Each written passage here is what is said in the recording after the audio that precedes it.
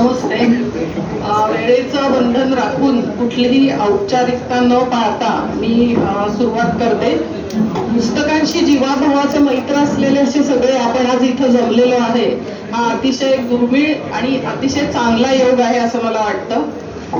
आणि आजचा जो विषय आहे लेखन प्रेरणा, ते पुस्तक किंवा लेखन प्रेरणा हा कुठल्याही लेखकासाठी अतिशय अंतर्मुख करायला लावणारा विषय आहे, गंभीर विषय आहे असं मला वाटतं. ॲनिमल फार्मचा जो लेखक आहे जॉर्ज ऑरवेल, तर त्याचा एक एसे आहे व्हाय आय राईट म्हणून. तर त्याच्या म्हणण्याप्रमाणे कुठल्याही लेखन प्रेरणेमागे 4 इन्स्टिंक्ट्स असतात. त्यातला एक आहे इगो, म्हणजे माणसाला एक असं असतं की माझं मी लिहू शकतो हा एक इगो, आणि माझ्या मागं या लिखाणातून माझं नाव राहणार आहे हा इगो. दुसरं असतं पॉलिटिकल अजेंडा, म्हणजे लिखाणामागं प्रत्यक्ष किंवा छुपा असा पॉलिटिकल अजेंडा असतो असं ऑरवेलचं म्हणणं आहे. तिसरं आहे हिस्टॉरिकल इम्पल्स, म्हणजे ज्या घटना घडून गेलेल्या आहेत, इतिहास म्हणा किंवा काय, तर त्याचं डॉक्युमेंटेशन किंवा नोंदी पुढच्या पिढ्यांसाठी करणं हा एक इन्स्टिंक्ट असतो. आणि चौथा असतो अस्थेटिक एन्थुझियाझम, म्हणजे निसर्ग मी अनुभवला किंवा माणसांचे अनुभव आले किंवा घटना अनुभवल्या तर ते शेअर करण्याची एक इन्स्टिंक्ट असते. मग यातलं एक किंवा कॉम्बिनेशन असं लेखन प्रेरणेमागं असू शकतं. माझ्या वैयक्तिक अनुभवातून मला असं वाटतं की या व्यतिरिक्तही काही लेखन प्रेरणा आहेत, त्याचा अनुभव मी घेतलेला आहे आणि मी ते सांगणारही आहे तुम्हाला. आता मध्ये काय झालं की माझी आतापर्यंत 4 पुस्तकं झालेली आहेत. तर त्यातलं पहिलं जे पुस्तक आहे ते आहे domestic violence and allied laws. English मधलं आहे, लिगल फ्रॅटर्निटीसाठी लिहिलंय, सर्वोच्च न्यायालय उच्च न्यायालयाच्या संदर्भांसहित आहे, त्याच्यावर मी काही फार बोलत नाही. दुसरं पुस्तक जे आहे माझं ते आहे अकथ कथा म्हणून. तर ते पुस्तक लिहिण्यामागची प्रेरणा अशी आहे की मी तरुण भारतला 1 वर्षभर एक सदर लिहित होते कायदा साक्षरता या विषयावर. त्यावेळेला जे प्रतिसाद आले किंवा प्रतिक्रिया आल्या त्यावेळेला माझ्या अशा लक्षात आलं की सर्वसामान्य स्त्रियांना सर्व कायद्यांची किमान जुजबी ओळख असणं अतिशय गरजेचं आहे. आणि दुसरी गोष्ट, असा एक भ्रम असतो की सगळे कायदे स्त्रियांच्या बाजूने आहेत, तेव्हा त्याचा गैरवापरही केला जातो. कायद्याचा तारतम्याने वापर व्हायला हवा, तर ही साक्षरताही हवी या उद्देशातून या पुस्तकाची निर्मिती झालेली आहे. दुसरं जे पुस्तक माझं आहे ते लडाख भारताचा अद्भुत मुकुटमणी म्हणून. या पुस्तकाचं हे असं आहे, बेसिकली मी नेचर रायटर आहे असं मला वाटतं आणि मला लोकसंस्कृती, मानवाचा प्राचीन इतिहास जो आहे तो आणि निसर्ग याचा अनावर आकर्षण आहे. लडाखला मी पहिल्यांदा 2003 साली गेले आणि अलीकडची वर्ष काही तर दरवर्षी मी जात असते आणि प्रत्येक वेळेला मला लडाखचा इतका भरभरून अनुभव मिळालेला आहे. तिथला जो निसर्ग आहे तो जैववैविध्य, भूगोल, इतिहास, तिथली संस्कृती संपूर्ण भारतापेक्षा पूर्णतः वेगळी आहे. आणि सुरुवातीच्या काळात मला असा अनुभव आला की आपल्याकडं तो आपल्या देशाचा भाग आहे याची सुद्धा माहिती नव्हती. मला विचारायचं व्हिसा घेतला का, आपलं चलन चालतं का वगैरे असं.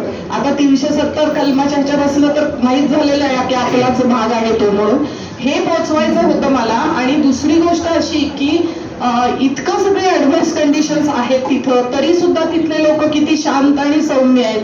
तिथं जे सैन्य आहे आपलं सीमेवर रक्षण करणारं, किती ऍडव्हर्स कंडिशन्स मध्ये ते देशाचं रक्षण करतं आणि त्यांचं जे योगदान आहे ते देशाच्या उर्वरित भागात पोहोचलेलं नाही. तिसरा एक भाग असा आहे पुस्तक लिहिण्यामागचं कारण असं की मी तिथं खूप राहिले आणि सो मोररी, सो कार असे जे काही तिथे सरोवर आहेत, रिमोट ठिकाणी आहेत ती, तिथं मी तंबू लावून राहायची. तर त्यावेळेला त्या सरोवरांची निराई किंवा प्रदूषण विरहित जे आकाश आहे त्याची निराई आणि तिथली असीम शांतता हे मला मी जेव्हा अनुभवलं दिवसच्या दिवस, त्यावेळेला माझ्या स्वतःशी संवाद घडला, निसर्गाशी संवाद घडला, स्वतःच्या शोधाचे दिवस होते ते. तर हेही मला पोचवायचं होतं, त्यामुळे मी हे पुस्तक लिहिलं. हे पुस्तक खरं म्हणजे प्रवास वर्णन नाहीये, हे माझ्या दृष्टीने ललित लेखनच आहे. तिसरं पुस्तक माझं जे अलीकडेच प्रकाशित झालं त्याचं नाव आहे बिरिस्ता. तर ते खाद्य संस्कृतीशी रिलेटेड पुस्तक आहे, पण रेसिपी विषयीचं नाहीये. मला मी जे म्हटलं की मला लोकसंस्कृतीचे अतिशय आकर्षण आहे, तर खाद्य संस्कृती हा लोकसंस्कृतीचाच एक भाग आहे. आणि मला असं वाटतं की खाद्य संस्कृतीमुळे त्या त्या काळामध्ये कोणत्या वनस्पती होत्या, कोणते प्राणी होते, माणसांची संस्कृती कशी होती, अशा अनेक गोष्टी कळतात. त्यामुळे ते अतिशय महत्वाचं आहे. हे जे पुस्तक आहे तर त्याच्यात मी असा मांडण्याचा प्रयत्न केला आहे की खाद्य संस्कृती हे एक तत्वज्ञान आहे, ती एक कला आहे, एक शास्त्र आहे आणि समृद्ध दृष्टिकोन सुद्धा आहे. या पुस्तकात मी काही लेख आहेत माझे वेगवेगळे, काही माझ्या कविता नाहीत, काही कविता आहेत आणि काही हटके रेसिपीज आहेत आणि ते मिळवण्यामागचे किस्से जे आहेत, असं ते संमिश्र स्वरूपाचं पुस्तक आहे. त्यातल्या एका लेखाचा मी मुद्दाम आवर्जून उल्लेख करते, म्हणजे माझी लेखन प्रेरणा त्या मागची स्पष्ट करण्यासाठी. त्याच्यात एक ओ च्या नावाचा लेख आहे. ओ च्या म्हणजे जपानी संस्कृतीमध्ये चहापान, त्याला चाजी असं म्हणतात आणि चहाला ते लोक असं किरकोळीत काढत नाहीत, त्याला आदराने संबोधतात, ओ च्या असं. तर तो जो समारंभ असतो सगळा, तर त्यावेळेला इकेबानासारखी पुष्परचना केलेली असते हो टी सेरेमनी, आणि हायकू लिहिलेली असते एखादी निसर्गाशी संबंधित, आणि चावान सारखं चहापानासाठीचं पात्र असतं, असं सगळा माहोल निर्माण केलेला असतो. आणि त्यामागचा उद्देश असा असतो की अपूर्णतेतलं किंवा साधेपणातलं जे सौंदर्य आहे ते पोचावं, एकमेकांशी आंतरिक बंध वाढवावेत किंवा निसर्गाशी संवाद राखला जावा, हे त्यामागचा उद्देश आहे. मला असं वाटतं की माणूस पृथ्वीवर कुठेही असला तरी त्याचा मूळ DNA तोच आहे.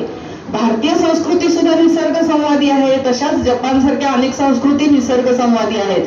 तर ह्या संस्कृतीची ओळख अशासाठी व्हायला पाहिजे की त्याच्यामुळं एकमेकांबद्दलचा, एकमेकांच्या संस्कृतीबद्दलचा आदर वाढतो आणि सौहार्द वाढतं, एकमेकातले बंध दृढ होतात.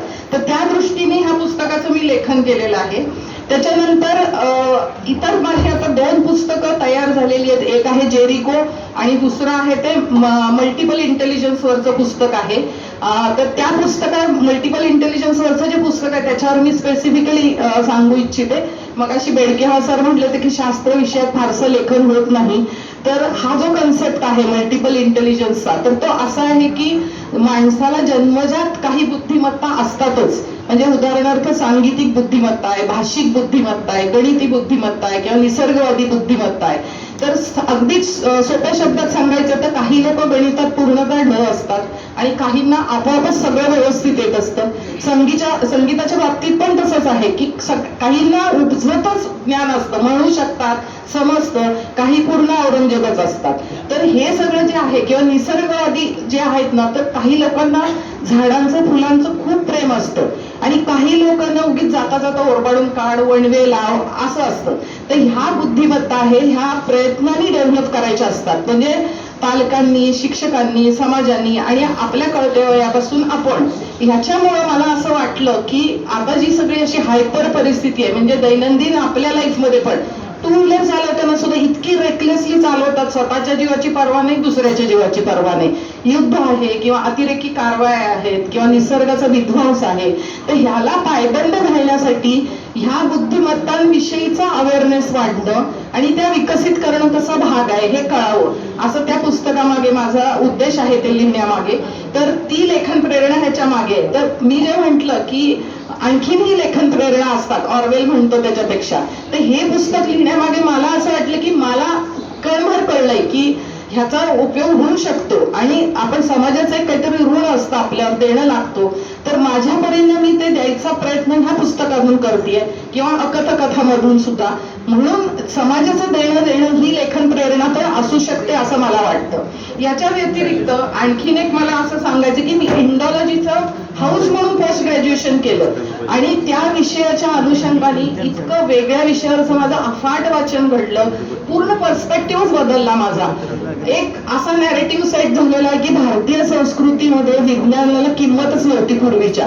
पण ऍक्च्युली जेव्हा मी वाचत गेले, सगळे दिग्गजांचे संदर्भ ग्रंथ म्हणा किंवा रिसर्च पेपर्स वाचत गेले, तेव्हा माझ्या असं लक्षात आलं की आता प्लांट फिनॉलॉजी म्हणून एक शास्त्र डेव्हलप झालेले की ज्याच्यात वनस्पतींमध्ये पाऊस येणार का नाही, कमी येणार, जास्त येणार, ह्याच्यानुसार बदल घडतात. म्हणजे त्यांचे जे नोड्स असतात त्याची लांबी रुंदी कमी जास्त होते. तर ते आत्ताचं शास्त्र आहे असं म्हणतात, पण हे वराह मिहिरानं बृहत संहितेत लिहिलेलं आहे. कीटकांची वर्तनशैली कशी असते, मृगाचा किडा येतो पावसाच्या आधी, हे सगळं लिहिलेलं आहे. किंवा असं म्हणतात की समुद्र प्रवास वर्ज्य होता तेव्हा बंदी होती, तसं नाहीये. मोसमी वारे सुद्धा भारतीयांनी शोधून काढले, ते खपवलेत वेस्टर्न लोकांनी आपल्या नावावर. कारण एक असं हे आहे की त्यांना कदाचित सहन झालं नसेल की हे लोक एवढे पुढारलेले कसे. सिंधू संस्कृतीत सुद्धा शिक्क्यांवर जहाजांची चित्र सापडलेली आहेत. म्हणजे आपण व्यवस्थित त्या मार्गावर होतो, विज्ञान शास्त्र ह्या विषयावर होतो. तर हे मला सांगावंसं खूप वाटतं की इतकं नाहीये भारतीय संस्कृती, याचे चुकीचा नॅरेटिव्ह नको सेट व्हायला. हम्पीला तुम्ही सगळे लोक गेला असाल तर तिथली एक तुम्हाला गंमत सांगते की विरूपाक्ष मंदिर जे आहे तर तिथे कॅमेरा ऑब्स्क्युरा, हे कॅमेरामध्ये जे वापरलं जातं प्रिन्सिपल, इन्व्हर्टेड इमेज दिसती ती, ते तिथं 13व्या 14व्या शतकात ते तिथं साकारलेलं आहे. कॅमेऱ्याचा शोध आहे 18व्या शतकातला. तसंच विठ्ठल मंदिरामध्ये वेगवेगळ्या वाद्यांचा नाद निर्माण करणारे स्तंभ आहेत. तर त्याचं शास्त्र असं आहे की पाषाणामध्ये रेझोनन्स प्रॉपर्टीज असतात, पोकळ असतात, पाणी असतं किंवा त्याच्यामुळे वेगळे नाद निर्माण होतात. त्याचा वापर करून ते स्तंभ तिथे उभे केले. हे काय शास्त्र आहे बघण्यासाठी त्यातला एक स्तंभ ब्रिटिशांनी फोडलेला होता, अजूनही तो तिथं पडलेला आहे. तर ह्या सगळ्या ज्या गोष्टी आहेत, तिथली जलसिंचन व्यवस्था वगैरे म्हणून, तर मला असं वाटतं की आपली संस्कृती खरी कशी आहे ती कळावी. खूप तिचं काही अवडंबर माजवू नका, पण खरी कशी आहे, किती गोष्टींचा अभ्यास झालेला होता तिथं. आता कंबोडियावरचंही माझं पुस्तक पूर्ण झालेलं आहे. तिथंही आम्हाला असं वाटलं की भारताने कधी कोणाला आक्रमण केली नाहीत किंवा विस्तारवाद कधी नव्हता किंवा दुसऱ्यांची संस्कृती नष्ट केली नाही. ते त्या संस्कृतीत मिळून मिसळून गेले. त्यामुळे कंबोडियन लोकांना भारतीयांविषयी अतिशय आदर आहे. ते म्हणतात वी आर कझिन्स. मग हे जे वाटतं माणसांना तर हे पोचवलं गेलं पाहिजे असं मला वाटतं. त्यामुळे ह्या इन्स्टिंक्टमधनं पण मी बरंच लिखाण केलं. ही पुस्तकं झाली, पण या व्यतिरिक्त मी असे अनेक लेख वगैरे पण लिहिले. माझा ब्लॉग पण आहे जाजाबोर म्हणून, त्याच्यावरही मी लिहित असते. तर आणखीन एक मला असं एक लेखन प्रेरणा जी आहे ती आवर्जून सांगायची आहे. म्हणजे मी त्याची उदाहरणं देते म्हणजे मला काय म्हणायचं ते लक्षात येईल. 2 वर्षामागे पाऊस संपता संपता दुपारी 4 वाजता मी उडमोडी डॅम वरती गेले आणि गाडी लावत होते आणि समोर ढगाळ याच्यातून प्रकाशाचा अलोट झोत त्या उडमोडीच्या पाण्यामध्ये पडत होता. तो बघितल्या क्षणी, काही सेकंदांचा खेळ होता, तो बघितल्यावर माझ्या मनात पहिले शब्द उमटले, पाणी किती चोखाळपणाने झळकते म्हणून. हे शब्द माझे नाहीत, ज्ञानेश्वरी मधले शब्द आहेत. आणि त्याच्यानंतर मी त्या अनुभवावर जे लिहिलं, मला एकही अवांतर शब्द नाही, आपोआप ज्ञानेश्वरीतल्या हे ओळ आहेत त्या मनात उमटल्या. नक्षत्र ओलांडले की सूर्याने आसन सोडले, तेजाचे बीज मृंडले म्हणून. आणि त्या ह्याचा रायटरचं टायटल सुद्धा ज्ञानेश्वरीतलाच आहे, प्रकाश जळाची झरी. आता मला असं वाटतं की हे माझ्यात कुठून आलं, म्हणजे आपोआप कसं आलं, कसं मी लिहिलं, मी काही सांगू शकत नाही. त्यामुळे मला असं वाटतं ही अज्ञात प्रेरणा जी मला वाटते ती ही आहे. असाच दुसरा एक अनुभव आणखीन सांगते. मुकुंद शिवपुत्रांच्या विषयी आहे. त्यांच्या गाण्याविषयी मी अतिशय क्रेझी आहे. कुठेही असेल तरी मी ते जाते, शक्यतो चुकवत नाही. तर ते जे गातात किंवा जो संवाद साधतात किंवा ट्रान्समध्ये असतात, ते सांगत असताना गाताना वगैरे, आणि त्यांच्या भोवती एक असा शाही एकांत जाणवत असतो. तर ते सगळं मला भयंकर out of the world experience असतो तो. तर माझ्या पुतण्यानं जुहूमध्ये त्यांची एक छोटेखानी मैफिल अरेंज केली होती. त्या ह्याच्या वेळेला सुद्धा त्यांच्याकडे बघून मला तेच जाणवत होते की हा मनुष्य सगळ्यात आहे पण तरी सुद्धा निर्लेप आहे, अलिप्त आहे, निर्मोही आहे. आणि तेच त्यांचा तो एकांत जाणवत होता. तर कबीरांचं एक भजन आहे, युगन युगन हम योगी म्हणून. तर त्याच्यात म्हणलंय, हम सब में सब हम में हम है बहुरी अकेला, म्हणजे सगळ्यात असून नसल्यासारखं. तर त्यांच्याकडे बघितलं मला आतून असं वाटलं की कबीरांना जो अभिप्रेत आहे अवधूत योगी तो हाच. आणि ते सुद्धा असं झरझर त्या ह्याच्या अनुषंगाने माझं लिहिलं गेलं. वारीवर पण माझा असाच अनुभव आला. पहिल्यांदा वारीला गेले, वारीत पाऊल टाकलं आणि एक कधीतरी ऐकलेलं राजस्थानी भजन आहे, मैं वारी जाऊ. त्याचा अर्थ आहे आय एम ब्लेस्ड. तर तिथं गेल्यावरती त्या भजनाचे जे शब्द आहे, सावरी सुरतिया पे वारी जावा किंवा सब सखी मिलकर आओ केसरला तिलक लगाओ, तिथं नाम लावलेले वारकरी, सावळा विठुराया आणि राजस्थानी भजन ज्याचा कधीही संबंध नाही वारकऱ्यांशी, तर ते मला आपोआप असं आलं. तर हे अनुभव मला अनेक वेळा आलेले आहेत. त्यामुळे ही अज्ञात प्रेरणा सुद्धा एक लेखनामागे असते असं मला वाटतं. आणि बऱ्याच जणांना असं वाटतं की पुस्तक लिहिणं किंवा लिहिणं हे खूप एक्झॉस्टिंग असतं, एक्झॉस्टिंग स्ट्रगल आहे म्हणून. पण मला असं वाटतं की तसं नाही. बुक राईट्स इट सेल्फ, तुम्ही फक्त माध्यम असता. आणि एक हा जो आहे झेन मास्टर आहे शुनरू सुझुकी म्हणून, तो काय म्हणतो, तुमच्या आत जे असतं ते उत्स्फूर्तपणाने बाहेर येतं, अव्यवहारात सिमलेसली बाहेर येतं. आणि सेंद्रिय पद्धतीने ऑर्गॅनिक, म्हणजे कुठल्याही प्रकारचं बाह्य प्रदूषण न होता, कुठले बाह्य संस्कार न होता जे बाहेर येतं ते खरं लेखन, ते खरं तुमची लेखन प्रेरणा असते. आणि हे झेन मेडिटेशन आहे असं त्याचं म्हणणं आहे. तर मला लेखन प्रेरणेविषयी असं म्हणावंसं वाटतं की मी जेव्हा लिहिते किंवा काय, तर लिटरली माझं कुठंही लक्ष नसतं, चहा गारून गेलेला असतो, सगळे ते तर होतच असतं. तर हा जो लेखन प्रेरणा आणि लेखन जे घडतं तो माझ्या दृष्टीनं झेन एक्सपिरियन्सच असतो. धन्यवाद.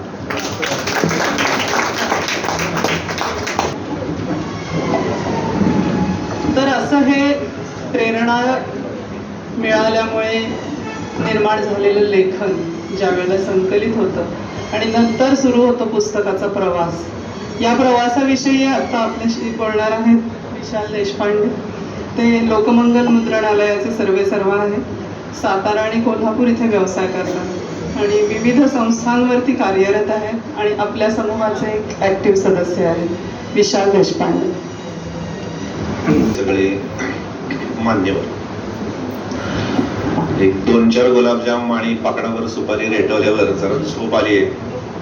आणि अशा कंडिशन मध्ये तुम्ही मी दोघंही असेच आहोत. या परिस्थितीत मी बोलायला उभं राहिले. मी तर बोलायला उभं राहिल्यानंतर अनेकांना प्रश्नही पडला असेल की साहित्यिकांच्या मांदियाळीत हा वृक्ष माणूस कसं काय बोलायला उभा राहिला. कारण की उगवली प्राची म्हणल्यानंतर ते जरा गच्ची बसतंय का हो असं म्हणणारे जे रावसाहेब आहेत त्यांच्या वंशातला मी आहे.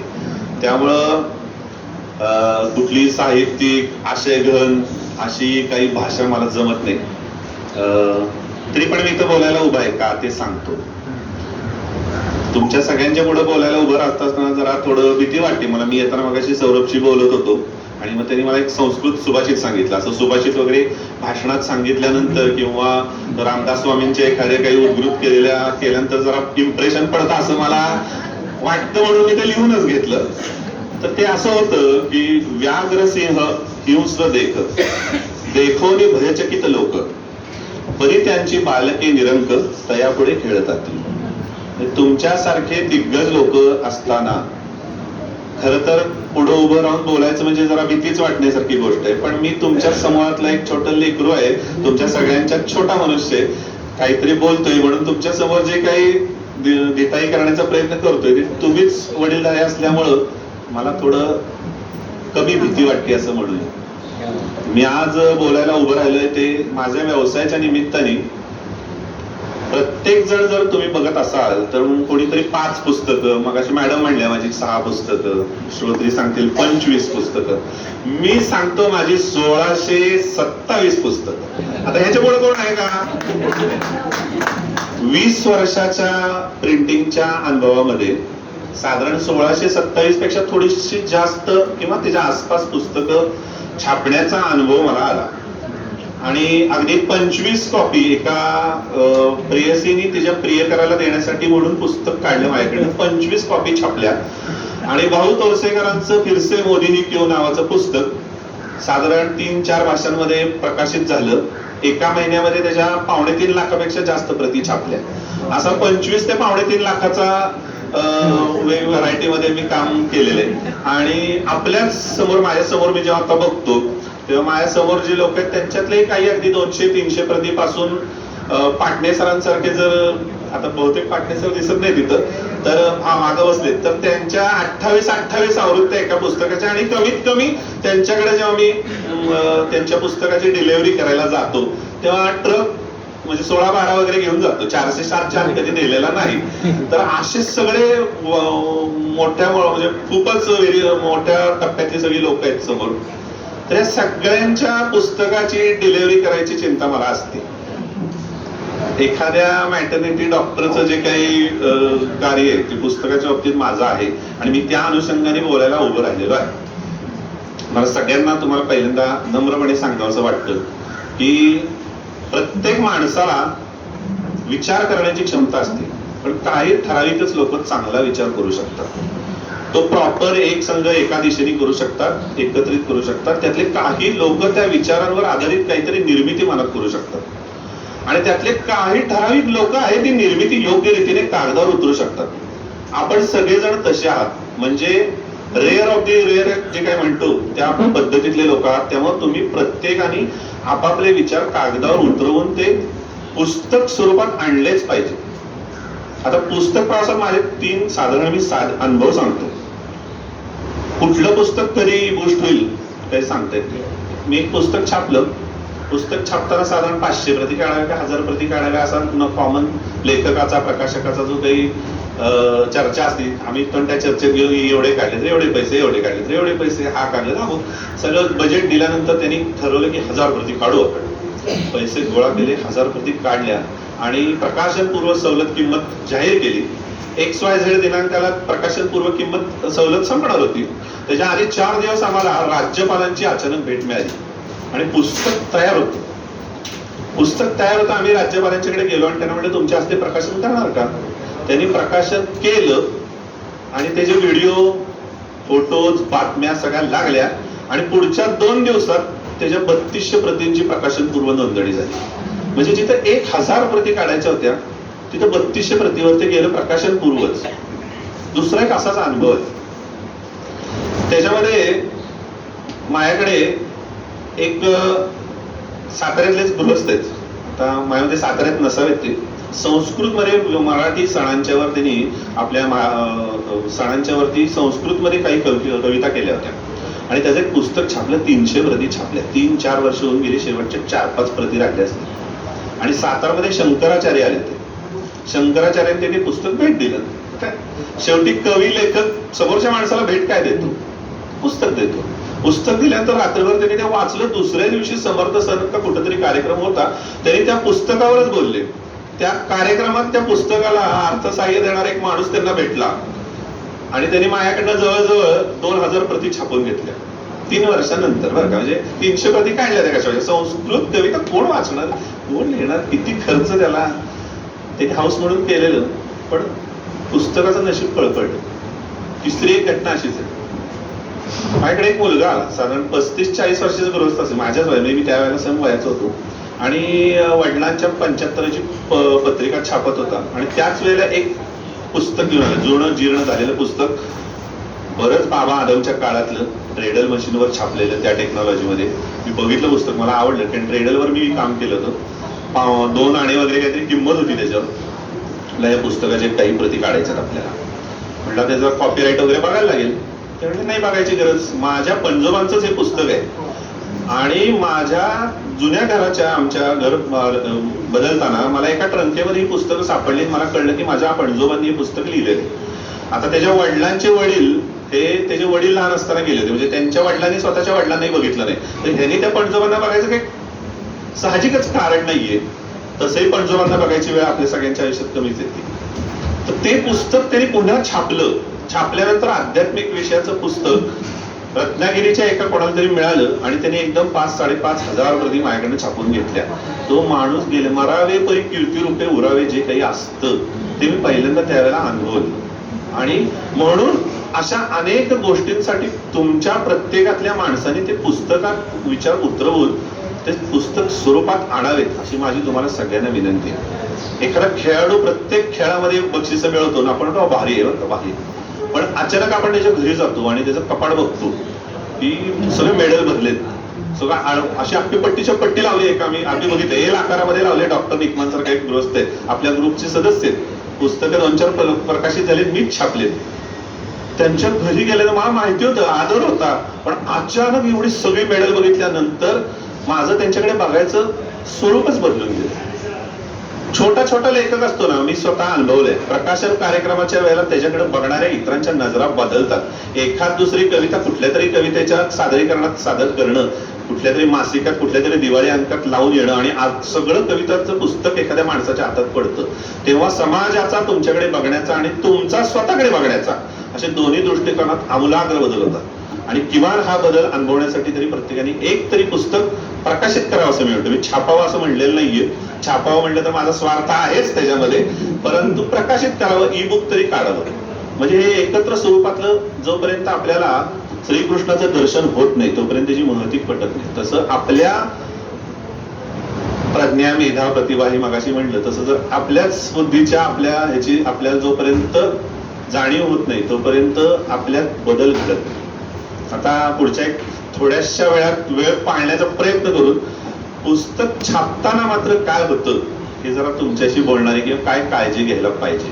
कारण काय झालंय, अनेक नवोदित लेखक कवी त्यांचं पुस्तक हाऊस म्हणून छापतात आणि दुर्दैवाने त्यानंतर त्याचं वितरण त्याची विक्री याच्यावर अडकतात आणि त्यानंतर त्यांना आलेल्या अनेक कटू अनुभवांमुळं त्यांचा पुढं लिहिण्याचा इच्छाच मरून जाते. मी अनुभव घेतलाय असा, आणि दुर्दैवाने आपल्यापैकी कोणावर अशी वेळ येऊ नये अशी माझी प्रामाणिक इच्छा आहे.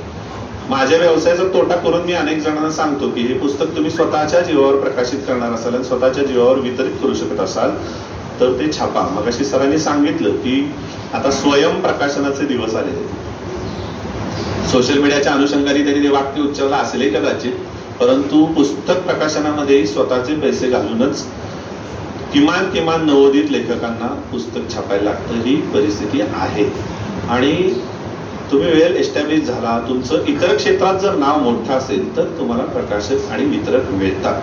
पण तोपर्यंत ज्यांना मिळत नाही त्यांनी मात्र मुद्रक आणि स्वतःच्या जीवावर हे पुस्तक छापायचं असतं. तर मी इथं उभं राहिलं ते मुद्रक म्हणून बोलायला उभं राहिलेलं, मी प्रकाशक नाहीये. आणि आता आपल्या तुम्ही सगळे साहित्यातले गाडे आणि अशा वेगवेगळ्या शब्दांचे वेगवेगळे अर्थ लावणारे लोक आहात. त्यामुळं मुद्रक आणि प्रकाशक या दोन गोष्टींचा खरं तर अर्थ सांगायची काही गरज नाहीये. मुद्रक म्हटलं की तुम्ही आणलेला मॅटर समोर फेकायचा, पैसे ठरवायचे, तो कीबोर्ड घेणार, बडावणार, एकदा तुम्हाला प्रूफ फेकणार, ओके झाले की मशीनला कधी चढवते, घड्या मारते, मांडी करून गट्टे तुमच्याकडे देऊन तरी पैसे, असं मुद्रक असतं. पण खरं सांगायचं तर मुद्रकाची एवढीच भूमिका आहे का? आपण जेव्हा ज्यांची पुस्तकं छापायलेली आहेत ऑलरेडी, अनेक 28-30 आवृत्त्या काढलेले दिग्गज, एक आवृत्ती काढलेली ती आणि निघालेले नाहीयेत, काहीतरी लिहिलेलं आहे, कविता संघाचं बाळ घेऊन फिरणारे नवोदित धडपडे लोक, या सगळ्यांसाठी मला सांग, माझं इथनं पुढचं गोष्ट आहे की प्रिंटिंग करताना काय काळजी घ्यावी. कुठल्याही मुद्रकाकडे जावा, परंतु त्यांनी आधी काय काम केलंय थोडं बघा आणि त्याला जाताना आपल्याला काय अपेक्षित आहे ते घेऊन जावा. बऱ्याचदा काय होतं, आपल्याला अपेक्षित असणारी गोष्ट डोक्यात काहीतरी वेगळी असती, चर्चा काहीतरी वेगळी घडती, त्यानुसार दर निघतो आणि प्रत्यक्षात पुस्तक जेव्हा छापायला येतं तेव्हा म्हणतो अरे मला हे असं नको होतं, तो आपण दर असं ठरवलंय. ही तफावत टाळण्याचा सगळ्यांनी आवर्जून प्रयत्न करा. हे जुने अनुभव आलेत, 1600 पेक्षा जास्त जे काही आकडा सांगतोय त्यात 1600 पेक्षा जास्त अनुभव आहेत. त्यामुळे प्रत्येक वेळेला आपल्याला नक्की एक्झॅक्ट काय पाहिजे हे मुद्रकापर्यंत पोहोचवणं ही आपली जबाबदारी, म्हणजे ही लेखकाची जबाबदारी. बऱ्याचदा काय होतं, दुसरं लेखक स्वतः कॉम्प्युटरवर काहीतरी काम करतो आणि म्हणतो माझं सगळं सॉफ्टवेअर तयार आहे, सॉफ्ट कॉपी देणार की लगेच छापा. मुद्रक काय म्हणतो, तयार आहे, 5व्या दिवशी डिलिव्हरी देतो. 9 महिने लागतात नॉर्मल डिलिव्हरीचे. कारण की काय, ते ज्या सॉफ्टवेअर मध्ये केलेलं असतं, ते ज्या पद्धतीने केलेलं असतं ते प्रिंटिंगसाठी उपयुक्तच नसतं. त्या लेखकाने 2-2.5 वर्ष खपलेला असतो, प्रूफ त्याचं दुरुस्त्या केलेल्या असतात, अनेक बदल केलेले असतात आणि त्याची कुठेतरी प्रकाशनाची तारीख जवळ तरी डोक्यात धरलेली असते की पुढच्या महिन्यात मला काढायचंय बरं का, माझा वाढदिवस आहे, त्यावेळेला प्रकाशित करू, मुद्रकाकडे घेऊन जातो आणि मग लक्षात येते की हे आपण चुकीचं केलंय. जर कोणी असं काही करणार असेल तर ऍटलिस्ट 4 पानं झाल्यावर जवळच्या एखाद्या मुद्रकाकडे जावं, छापता येईल का बाबा, हे छापता येईल का, नसेल तर काय करू, आणि मग पुढचं 100, 100, 200, 250, 400 जी काही पानं करायची ती त्यात पडवायला सुरुवात करा. तुम्ही जेव्हा माझ्याकडे नुसता मॅटर कागदावर घेऊन येता तेव्हा सुरुवातीपासून शेवटपर्यंत जर करायचं असेल तर ते आमच्या दृष्टिकोनातून थोडं सोपं आहे. पण असं जर तुम्ही काही पार्टली वर्क करणार असाल तर ते थोडं आधी जाणीवपूर्वक आधी मुद्दावून दाखवून ते तपासून घेणं आपली जबाबदारी. बऱ्याचदा कॉम्प्युटर वर्क आपण दुसऱ्याकडनं करून घेतो, छापायला तिसऱ्याकडे जातो, तेव्हा या दोघांच्यातला दुवा साधणं गरजेचं आहे. त्यांनी एका सॉफ्टवेअर मध्ये केलेलं असतं, तो म्हणतो हे होऊ शकतं, या सॉफ्टवेअर मध्ये मी केले, त्या अमक्या प्रिंटरनी छापले, मग ह्याच्याकडे का होत नाही.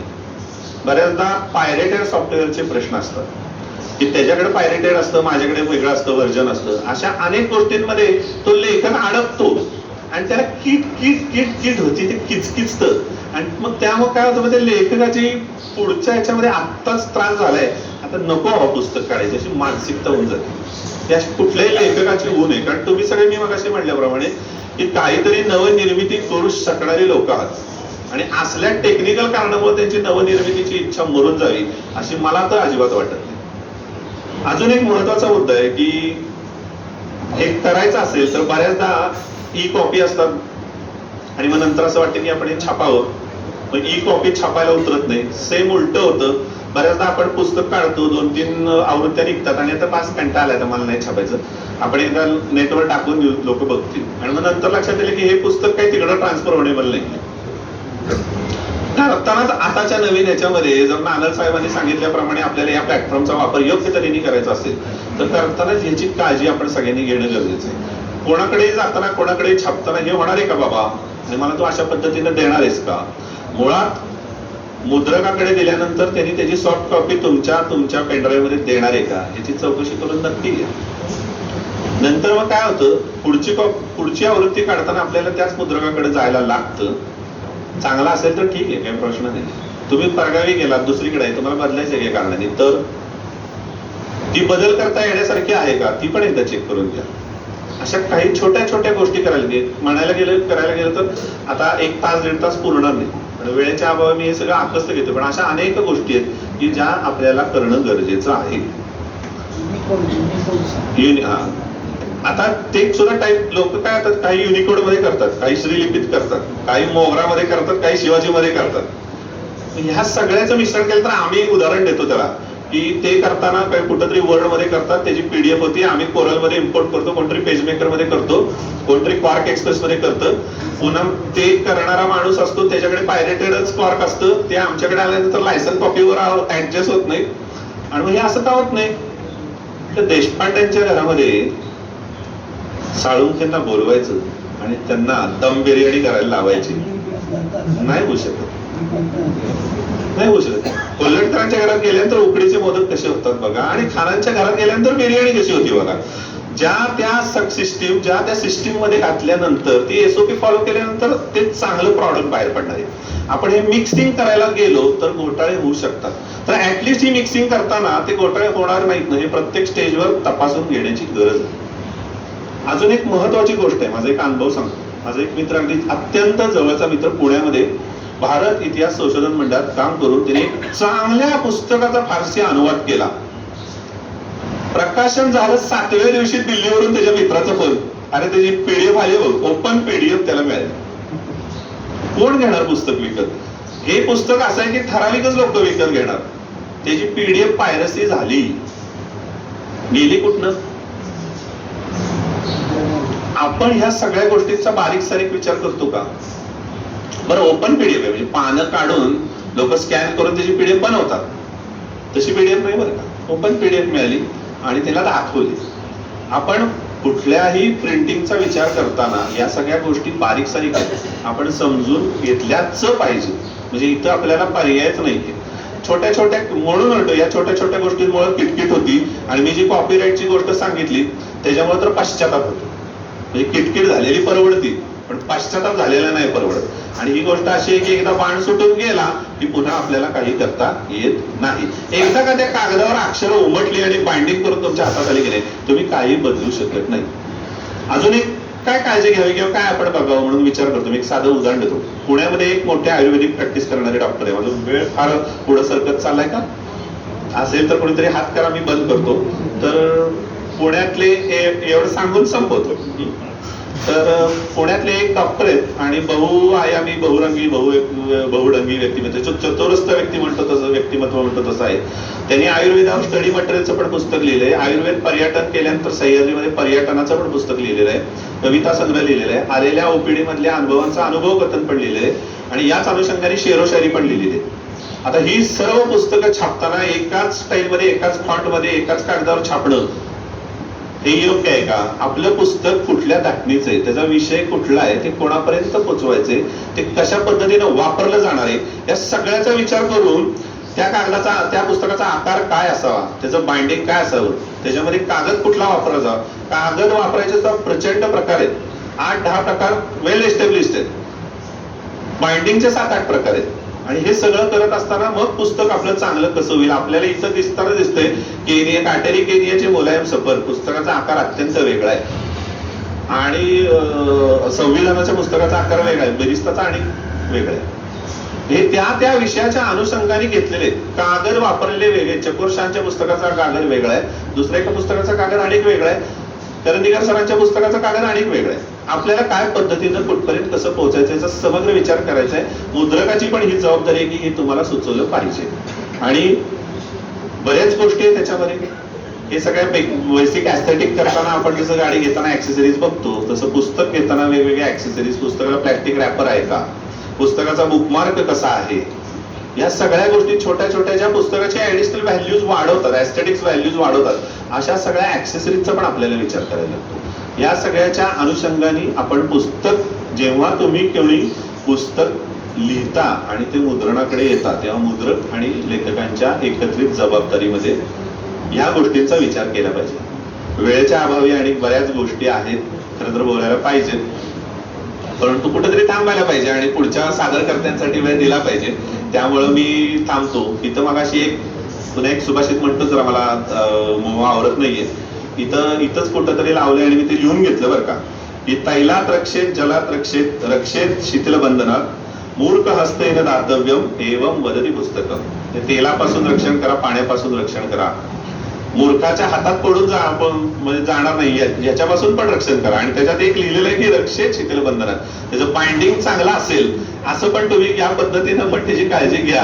तर सुभाषितकारांनी सगळ्या बाजूने विचार केलेला आहे. तर इथून पुढे आपण पुस्तक करताना ऍटलिस्ट मी कोणाकडे छापेन, प्रकाशकाकडे छापेन, प्रकाशक आणि माझे जे काही अर्थकारण आहे ते चेक करण्यासाठी, मला हातात मिळणारं पुस्तक कसं आहे, त्याचं साधारण बजेट कसं जातंय, याच्यासाठी तुम्ही जसं आपण एखाद्या डॉक्टरची कन्सल्टन्सी घेतो तशी तुम्ही एखाद्या मुद्रकाची आवर्जून कन्सल्टन्सी घ्या. त्याची 100, 500, 1000 काय कोटेशन काढायची फी असेल ती गेली तर नक्कीच तुम्हाला त्याचं वर्थ आहे. आणि या पद्धतीने जर गेलात तर होणारी किटकिट थांबल, पश्चाताप तर नक्कीच होणार. धन्यवाद.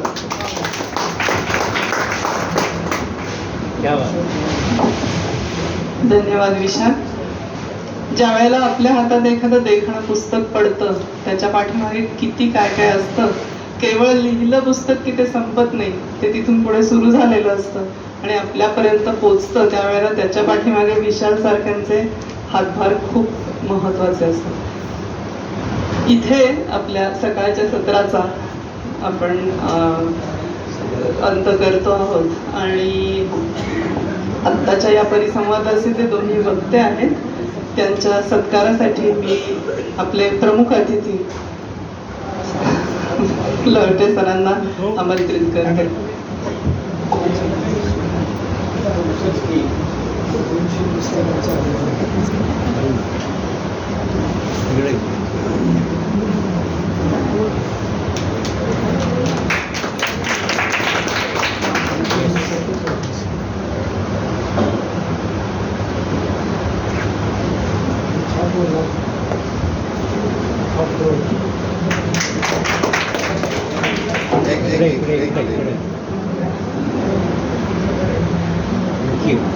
मी स्वाती राऊत. आजच्या या पुस्तकप्रेमी कार्यक्रमामध्ये आपण जे विविध कला गुणदर्शनाचे कार्यक्रम करणार आहोत त्याच्यासाठी मी उपस्थित आहे. आणि सुरुवातीलाच मी बोलवते ते शुभदा जगताप, तर त्या आपल्यासाठी एक कथा सादर करतायत, जेणेकरून आपलं आधीचं सत्र आणि आत्ताचं सत्र याच्यामध्ये कथा गुंफून ऐकून आपण पुढे जाऊया. शुभदा जगताप.